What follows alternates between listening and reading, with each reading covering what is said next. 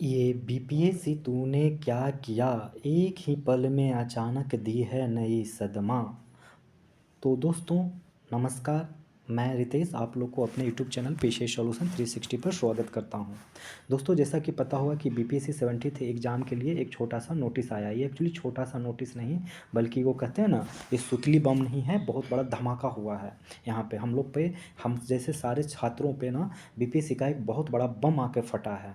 BPSC normalisation करने जा रही है इस एग्ज़ाम में, ये कन्फर्म हो चुका दोस्तों, जिसका प्रूफ आप लोग ये देख सकते हैं। ये क्या है, तो ये बीपीएससी के द्वारा लिखा गया एक पत्र है जो सारे जिला पदाधिकारियों को लिखा गया है, जिसमें इस ये सब हम लोग को कोई लेना देना नहीं है। हमको जो समझना है, हम लोगों को वो समझना है ये 3 लाइनें।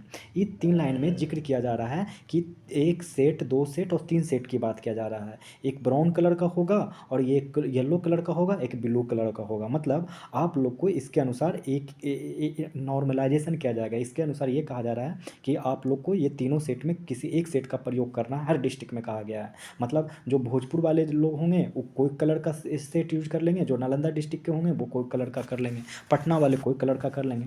कुल मिला के जो बात जमा ये है, वो ये है कि दोस्तों नॉर्मलाइजेशन होने जा रहा है। अब इसमें कोई इंतु किंतु परंतु है नहीं। मतलब अब कन्फर्म हो गया नॉर्मलाइजेशन होगा, तो मतलब होगा।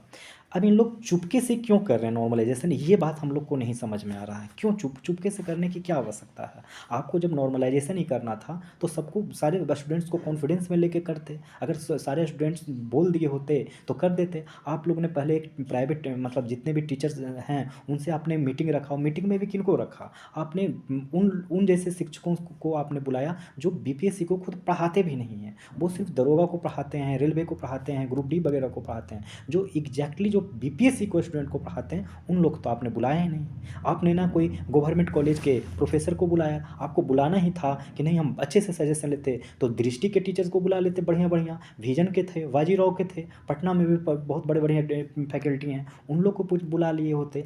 आपने ये भी बोला कि हम स्टूडेंट को बुला के स्टूडेंट से मीटिंग करेंगे, लेकिन आप लोग ने वो भी नहीं किया। और डायरेक्ट आप लोग चुपके से आज ये लेटर वायरल हो रहा है, ये जिससे ये साफ साफ पता चल रहा है कि ये देखिए, ये ऑफिशियल नोटिस नहीं है स्टूडेंट्स के लिए, ये है ऑफिसेस के लिए, जो सारे डिस्ट्रिक्ट्स में जो जाते हैं ना लेटर, वो लेटर है। तो पहले तो ये समझ लीजिए कि ऑफिशियल ये नहीं है। हम लोग को अभी बीपीएससी की वेबसाइट पे ऐसा कुछ भी नहीं दिया गया है जिससे हम लोग को ये कन्फर्म हो जाए कि वो नॉर्मलाइजेशन कर रहे हैं। लेकिन मेरा यही तो कहना है कि जब आप सारे डिस्ट्रिक्ट्स में ये बोल रहे हो कि हम लेंगे आप लोग को, नॉर्मलाइजेशन इस बार होने जा रहा है, तो आप हम लोग को क्यों नहीं वेबसाइट पे अपलोड कर रहे हैं? आप हम लोग को वेबसाइट पे नोटिस तो निकालिए कि हाँ जी हम लोग नॉर्मलाइजेशन कर रहे हैं, ताकि बच्चे लोग को अपना आप आपत्ति दर्ज करा सके। आप लोग बस मतलब जिस दिन एडमिट कार्ड निकालेंगे उस दिन भी नहीं बताने वाले हैं। और एडमिट कार्ड कितने दिन पहले निकाला जाता है आप बताइए? आप क्या कोई रेलवे का एग्जाम ले रहे हो क्या, सीबीटी का एग्जाम ले रहे हो? अगर रेलवे का भी लोग एग्ज़ाम लेते हैं तो उनको 10 से 15 दिन पहले बताया जाता है कि आपका किस शहर में आपका सेंटर होने वाला है।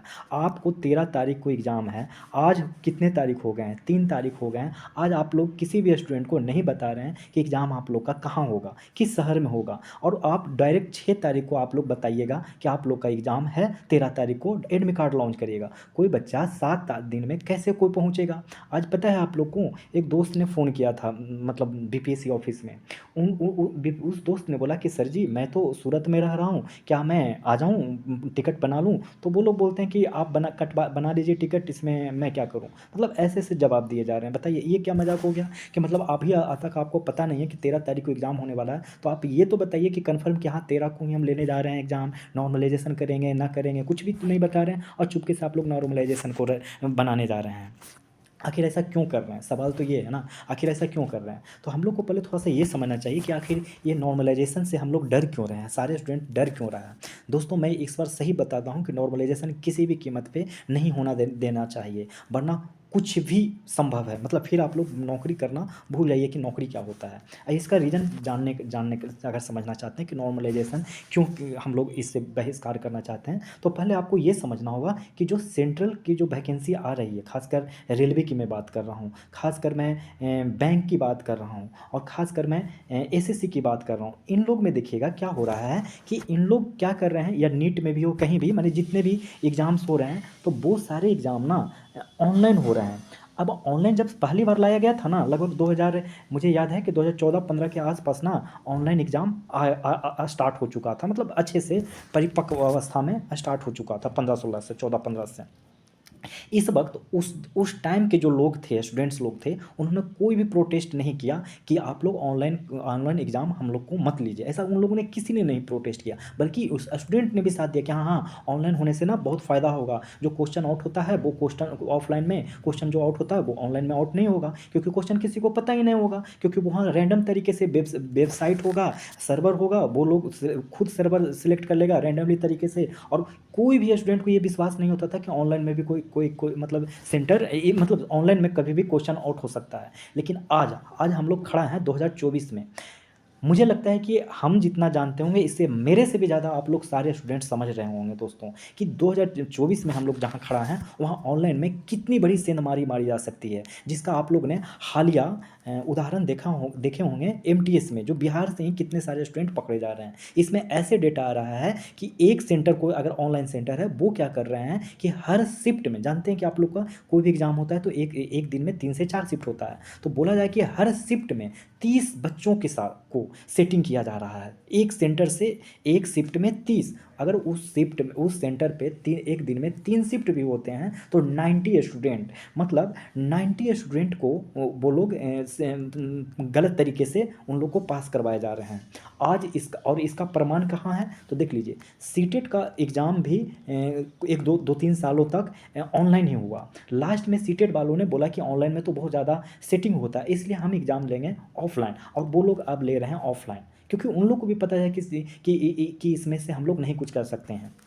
अब प्रॉब्लम क्या है, तो प्रॉब्लम ऑनलाइन में ये हुआ दोस्तों कि जैसे ही वो लोग नंबर ऑफ शिफ्ट बढ़ा दिए, तो उन लोग को भी नॉर्मलाइजेशन करना पड़ा। और जब उन लोगों ने नॉर्मलाइजेशन किया तो किसी भी स्टूडेंट को 10-10 नंबर तक बढ़ोतरी मिल गया, तो किसी को 10-10 नंबर कम कर दिया गया। मतलब वहाँ वहाँ हर, मतलब एक तो देखिए, ऑनलाइन जो सेंटर है, उन ऑनलाइन सेंटर वाले को प्राइवेट के हाथों में दे दिया, प्राइवेट टेंडर्स को दे दिया। तो प्राइवेट लोगों ने, जो पहले ही जिनके पास बहुत सारा पैसा था, वो अनैतिक तरीके से पैसा कमा लिए थे, उन्होंने ऑनलाइन सेंटर बना लिया। और ऑनलाइन सेंटर बनाने के बाद सारे मतलब एग्ज़ाम्स वो कंडक्ट करवाने लगे। अब इससे क्या हुआ कि वो लोग हर शिफ्ट में 30-30 बच्चों का, जैसे अभी मैंने थोड़ी देर बताया। और दूसरा हो गया, जब एग्ज़ाम सब कंक्लूड हो जाता है तो ये काम जब बोर्ड के हाथ में जाता है, जैसे कोई रेलवे बोर्ड होगा या एसएससी होगा या फिर बैंक का होगा, आईबीपीएस, जिसको बैंक करवाता है आईबीपीएस, इन लोग के हाथ में जाने से अब किसी भी स्टूडेंट का मार्क्स ज़्यादा कर सकते हैं और किसी भी स्टूडेंट का मार्क्स कम कर सकते हैं। और अगर मान के चलिए, अगर आप किसी भी तरीके से कुछ किए, आपके साथ अगर अन्याय हुआ, आप कुछ किए, कोर्ट में अगर केस भी कर देंगे, तो आप लोग सुप्रीम कोर्ट का हालिया निर्णय, जो कि नीट के रिस्पेक्ट में आया था, उसमें देख लीजिए उसका ऑर्डर क्या आया था सुप्रीम कोर्ट का। मुझे तो बुरा बहुत लगा कि सुप्रीम कोर्ट ने ये भी बोल दिया कि देखिए, अब ऐसा हो गया तो हो गया, अब जाने दीजिए, अगले बार से ठीक करेंगे। मतलब ये क्या मजाक है, आप सुप्रीम कोर्ट हो, आपको देखना चाहिए पूरी तरीके से निष्पक्ष जांच करवा, निष्पक्ष जांच, हालांकि जांच तो हुआ है निष्पक्ष, लेकिन जो उसके एविडेंस थे, जो उसके मतलब साक्ष्य थे, उन लोग का, और मतलब मेरे कहने का मतलब सीधा से ये समझ में आया, समझिए कि सुप्रीम कोर्ट ने वो निर्णय नहीं दिया जो निर्णय से एक माइलस्टोन तय हो सकता था, कि हमें ये मतलब कि सेटिंग बेटिंग के चक्कर में कोई नहीं फंसता, ऐसा कोई माइलस्टोन उन लोगों ने तय नहीं किया। दूसरा, अब ये आपने टीचर्स वाला में भी देखे थे क्या हुआ था, हजारीबाग में भी बहुत सारे लोगों ने पकड़ा गया था, लेकिन उनको बीपीएससी ने बैन नहीं किया, लेकिन एक छोटी छोटी सी गलती से ने बीपीएससी ने, अतुल सर के टाइम पे बहुत सारे लोगों को बैन कर दिया गया था।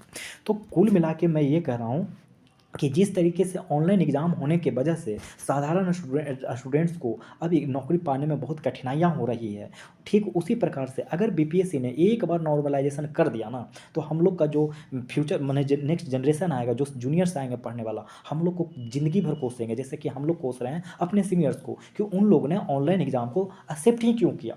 अगर वो नहीं किए होते तो शायद बहुत सारे स्टूडेंट को नौकरी मिल जाता, सिर्फ ऑनलाइन की वजह से नहीं मिल पा रहे हैं, ये मैं दावे के साथ कर सकता हूँ।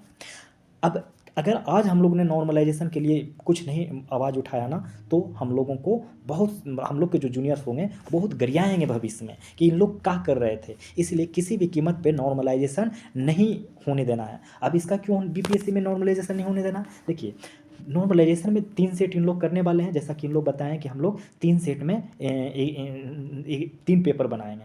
अब किसी के भी मार्क्स 90 आ जाएंगे, तो किसी को मार्क्स 82 आ जाएंगे। अब मान के चलिए सेकंड शिफ्ट वाले, माने सेकंड पेपर वालों को इन लोग बोल दिए कि ये हार्ड पेपर था, और इसको बोल दिए कि वो ईजी पेपर था। तो 82 और 90 को इन लोग क्या करेंगे कि इक्वल में करेंगे, मतलब इनको 4 नंबर ज़्यादा दे देंगे, इनसे 4 नंबर खींच लेंगे, मतलब 86 कर देंगे फर्स्ट पेपर वाला को, और सेकंड पेपर को जो 82 लाया था एवरेज मार्क्स को उसको 86 कर देंगे, तब ना बराबर होगा।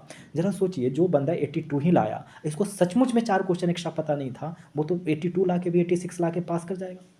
और जो बंदा 90 लाया, उसको अब एक्स्ट्रा कुछ 4 क्वेश्चन और नहीं आ रहे थे, लेकिन उसने 90 क्वेश्चन अटेम्प्ट ले लिया था और बना दिया था सही, वो तो बेचारा को 86 आ जाएगा। कट ऑफ मान के चलिए 89 गया या 87 ही गया, तब तो ये बेचारा फेल कर जाएगा। आप समझ रहे हैं इस नॉर्मलाइजेशन में कितनी समस्याएं हो सकती है। बहुत ज़्यादा समस्याएं इस नॉर्मलाइजेशन के चक्कर में होगा, जिससे होगा क्या कि कमज़ोर स्टूडेंट जिनके नंबर कम आ रहे हैं उनको बढ़ा दिया जाएगा और बढ़ाकर उनको पास करा दिया जा सकता है, और जिनके ज़्यादा नंबर होंगे उनको एकदम काट लिया जाएगा और काट के उनको कम कर दिया जाएगा। और इसके बदले में आप कुछ भी नहीं कर सकते हैं। आप सोच रहे हैं कि हम कोर्ट चले जाएंगे, आप कोर्ट में चले जाएंगे तो लोग बताएंगे नहीं कि हम लोग कैसे नॉर्मलाइजेशन कर रहे हैं, जैसे कि अभी नीट वाले में हुआ और भी बहुत सारे एसएससी वगैरह में होता है। उन लोग बताते ही नहीं है कि उन लोग का मतलब एक तरीके से कह सकते हैं कि बेसिक स्ट्रक्चर है कि हम बताएंगे कि हम नॉर्मलाइजेशन किस प्रकार से किए हैं, वो बताए भी नहीं करेंगे। और जब बताएंगे नहीं तो आप लोग केस हार जाइएगा बिल्कुल तरीके से। इसीलिए मैं कहता हूँ कि बीपीएससी में किसी भी तरीके से नॉर्मलाइजेशन नहीं होना चाहिए। इस अब जैसे ये आज नोटिस आता है, तो ये नोटिस में एक जो दिलीप हैं, छात्र संघ के नेता हैं, उन्होंने 6 दिसंबर को पटना चलो के नाम से नो नॉर्मलाइजेशन इन बीपीएससी के लिए, और एक शिफ्ट, एक दिन और एक पेपर होना चाहिए, ऐसी बात को लेकर इन लोग एक प्रोटेस्ट कर रहे हैं। तो मैं आप लोग से आह्वान करता हूं कि प्लीज़ यहाँ चलें और हम लोग अपने आने वाले भविष्य और खुद के भविष्य, अपने अपने खुद के भविष्य को बचा लें। नहीं तो अगर एक बार नॉर्मलाइजेशन जैसा हथियार बीपीएससी को लग गया ना, तो फिर इस बिहार में नौकरी करना और खासकर इतने बड़े बड़े अधिकारी के लिए नौकरी करना, पढ़ाई करना बिल्कुल मुश्किल है। क्योंकि आप लोग को भी पता होगा कि बिहार में अगर कोई अच्छी वैकेंसी है जो ट्रांसपेरेंट तरीके से अगर कोई काम करता है तो बीपीएससी। आप कहिएगा कि बीपीएससी कैसे ट्रांसपेरेंट काम कर रहा है, उसके खिलाफ हम लोग प्रोटेस्ट करने जा रहे हैं, तो नहीं दोस्तों, ये मानना पड़ेगा आपको कि बीपीएससी और सब पीसीएस के रिस्पेक्ट में बीपीएससी कुछ ज़्यादा ही ट्रांसपेरेंट कर रहा है। आप खुद देख लीजिए कि पहले इन लोग ओएमआर सबको स्कैन करके देते हैं, फिर इन लोग आंसर की निकालते हैं, फिर उसके रिजल्ट निकालते हैं, कट ऑफ बताते हैं, सब कुछ करते हैं, इवन मेंस की कॉपियां भी देते हैं। तो आप इतना तो नहीं कर सकते हैं कि ये ट्रांसपेरेंट नहीं करते हैं। लेकिन अब ये चोरी कर रहे हैं, मतलब ये हम जो जब चोरी करते हैं तो हम लोग को पता चल जाता है। रैंक का घोटाला कर देते हैं कि जिनका रैंक अच्छा है उनको खराब पोस्ट देते हैं, जिनका रैंक खराब है उनको अच्छा पोस्ट दे देते हैं। तो ये तो हम लोग को दिख रहा है ना, इन लोग पकड़े जा रहे हैं। लेकिन अब जितनी, हालांकि कोई भी इनकी गलतियां तो माफ़ करने लायक नहीं है, लेकिन हम लोग कर भी क्या सकते हैं, हम लोग को इस चीज़ में काम चलाना होता है। दूसरा, ये तो आप लोग प्रोटेस्ट समझ गए। दूसरा, हम लोग बीपीएससी से और क्यों हैं, मतलब जो इनके चेयरमैन हैं वो, उनके बारे में आप लोग को पता होगा कि जो बीपीएससी के चेयरमैन पे इतने सारे इंडियन पैनल कोड की धारा लग चुका है बहुत पहले ही। इन्होंने ना 4.25 करोड़ रुपया का गबन कर चुके हैं। और अब ज़रा सोचिए कि एसडीएम और डीएसपी जब बीपीएससी 78th में बहुत सारे सीट आए हैं, तो इसके साथ ये क्या करेंगे, इतने सारे इन पर धारा लगा हुआ, बताइए। तो इस इंसान पे आप कैसे भरोसा कर सकते हैं। रवि परमार मनु भाई पर कैसे भरोसा किया जा सकता है, बिल्कुल नहीं भरोसा किया जा सकता है सर। क्योंकि एक तो बीपीएससी का ट्रैक रिकॉर्ड भी बहुत अच्छा खासा है नहीं, जिस वजह से हम लोग इस पर भरोसा कर सकें।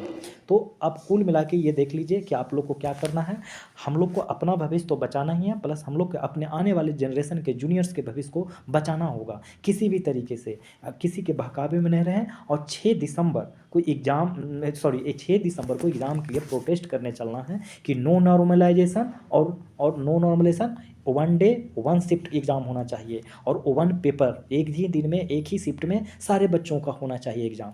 और उसमें नो नॉर्मलाइजेशन होना चाहिए, सबको एक ही पेपर मिलना चाहिए। एक गांठ बांध लीजिए, क्योंकि अगर आज हम लोग चुप बैठ गए तो इन लोग फिर ये बीपीएससी को पूरे तरीके से बेच मारेंगे और हम लोग कुछ भी नहीं कर सकते हैं। हाथ पे हाथ धर के बैठे रह जाएंगे। क्यों? क्योंकि जानते हैं कि बिहार में कोई इंडस्ट्री भी नहीं है जहां आप लोग जाके जॉब कर सकते हैं। हम लोग को ले दे करके यही बैठे हुए हैं। और सिर्फ हम ही लोग क्यों, एक जो बीपीएससी के सेटर्स लोग हैं, वो अगर उन लोग के लिए भी इंडस्ट्री होता तो शायद जाकर वहाँ पर कुछ दलाली वगैरह कर लेते हैं। अब इंडस्ट्री नहीं रहने की वजह से वो लोग स्टूडेंट के साथ दलाली कर रहे हैं। इसमें कुछ टीचर भी शामिल हैं। तो आप लोग उन टीचरों से थोड़ा बच के रहें। ज़रा देखिए बीपीएससी ने क्या क्या किया है, शुरू से ही देख लीजिए। पहले उन लोगों ने जो फॉर्म निकाला, वो फॉर्म को उन लोगों ने उन लोग ने बहुत सारा सर्वर इशू था, पहले डेट थोड़ा सा बढ़ा भी क्योंकि उसमें 69th वाले ही रजिस्ट्रेशन को 70th में कर दिया, जिसके वजह से जो पुराने लड़के थे उन लोग को फॉर्म भरने में दिक्कत आ रहा था। न्यू फ्रेशर्स को तो आराम से भर लिए, लेकिन फिर वेबसाइट का सर्वर का इशू हो गया, जिस वजह से 90,000 के आसपास 90,000 के आसपास स्टूडेंट रजिस्ट्रेशन कराने के बावजूद भी वो फॉर्म फिलअप नहीं कर पाया। इस 90,000 में हम जरूर मानते हैं कि 20 से 25,000 सीरियस स्टूडेंट होगा, जिससे पूरे के पूरे 90,000 स्टूडेंट्स को बीपीएससी ने नॉन सीरियस करार दिया है। तो 20-25,000 के लिए वो लोग केवल 2 दिन के लिए, 1 दिन के लिए भी फॉर्म को रीओपन नहीं कर सकते थे? क्यों नहीं कर किए भाई, हमको ये नहीं समझ में आ रहा। जबकि उन लोग पिछली बार भी हुआ था कि फॉर्म को रीओपन करवाया गया, किए थे, और साथ साथ जो फीस अभी 600 रुपया लग रहा है उसको बढ़ा के उन लोगों ने 1200 रुपया कर दिया था। फिर भी पिछले बार लोगों ने फॉर्म भरा था। इस बार इतने सीट्स होने के बाद भी आप लोग 1200 क्यों नहीं कर दिए? आपको तो फ़ायदा हो रहा था ना, बीपीएससी को तो पैसे आ रहे थे। आप लोग ने इस पैसे को क्यों छोड़ दिया? क्यों? क्योंकि आपको कहीं से और पैसे मिल रहे थे क्या?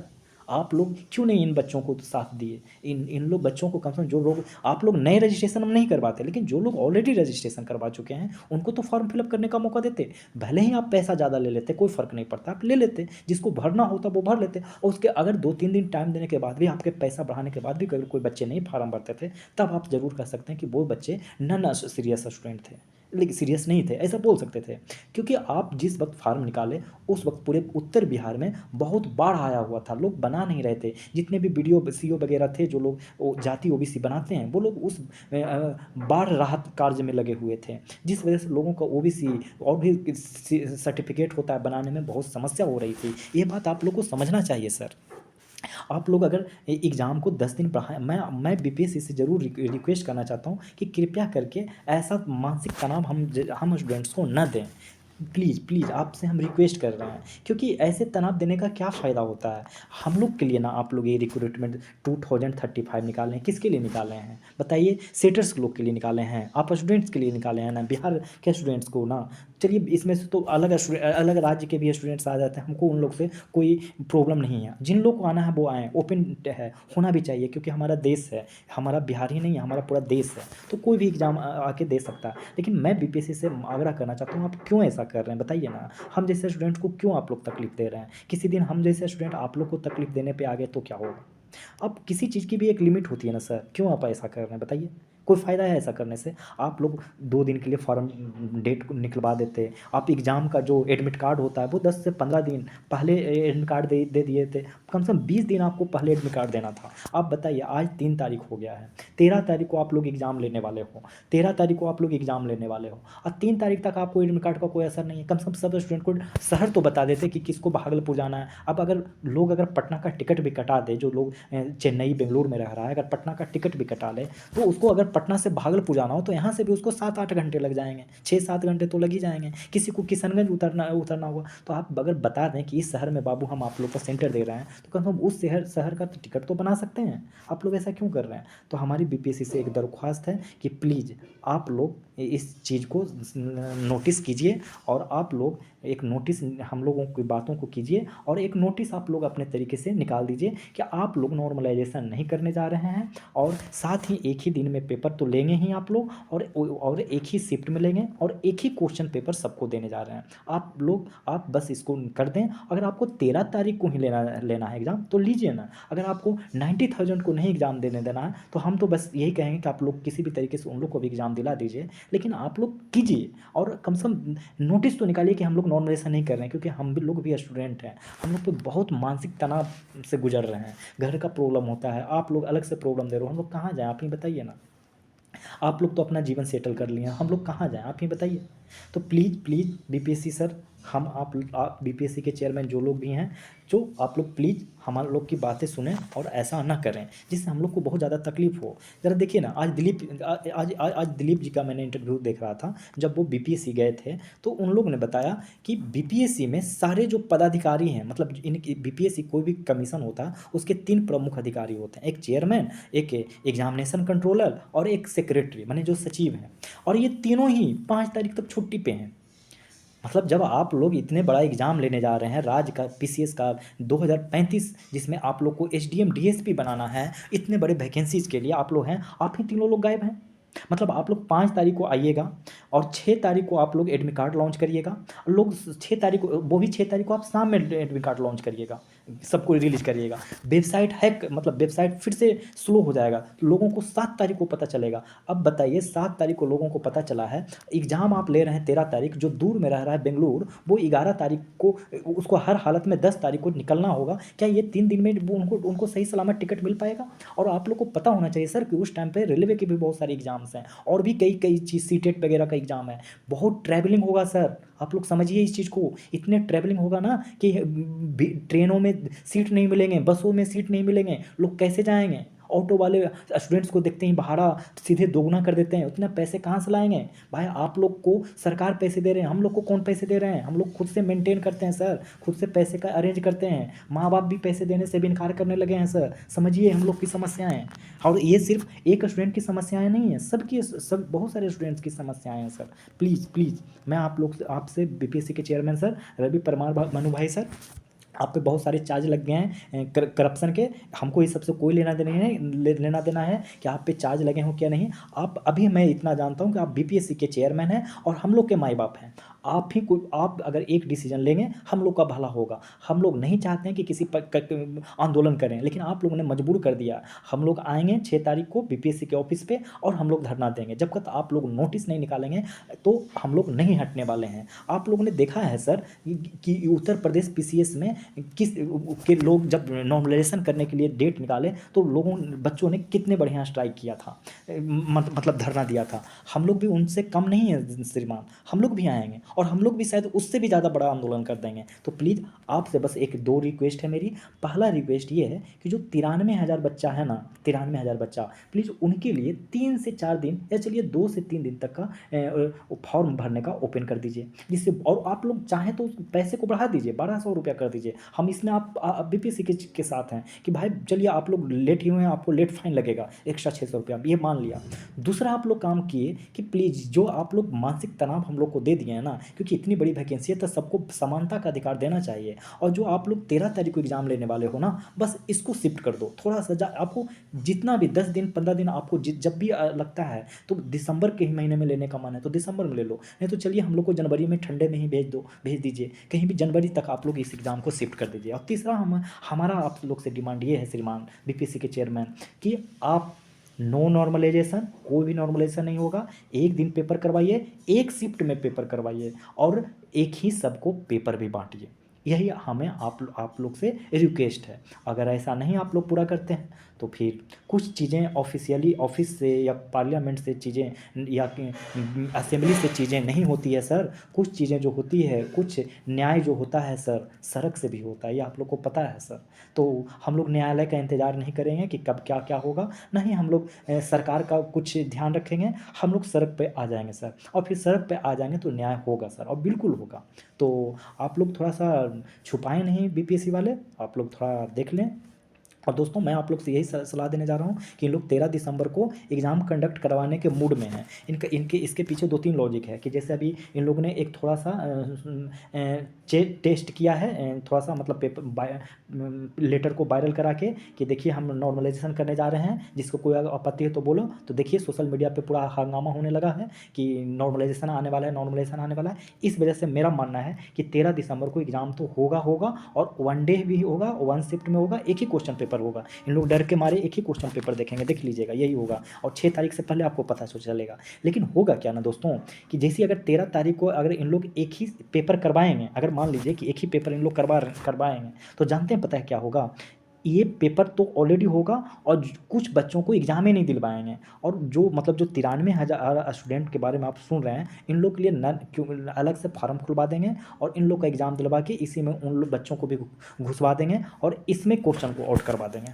मुझे ऐसा लगता है, क्योंकि मैं 1-2 बार और ऐसा देख चुका हूँ। अब देखिए क्या इन लोग करते हैं, कहीं इन लोग का ये प्लान हो कि किसी तरीके से अगर 13 को सक्सेस नहीं हुए तो दोबारा पीटी का एग्ज़ाम करवा लेंगे और उसमें अनैतिक तरीके से बच्चों को घुसवा लेंगे सेटिंग करवा के। शायद ये भी उन लोग का तरीका हो, इसलिए 13 दिसंबर को देख रहे हैं कि अगर 13 दिसंबर को ही काम चल जाए तो दोबारा पीटी लेने की आवश्यकता ही नहीं पड़े। लेकिन अब देखिए क्या होता है। तो मिलते हैं किसी अन्य वीडियो में। धन्यवाद। अगर वीडियो आप लोग को पसंद आ रहा हो तो लाइक करें, अगर चैनल पर नए हो तो सब्सक्राइब करें और दोस्तों को भी चैनल शेयर करें। धन्यवाद।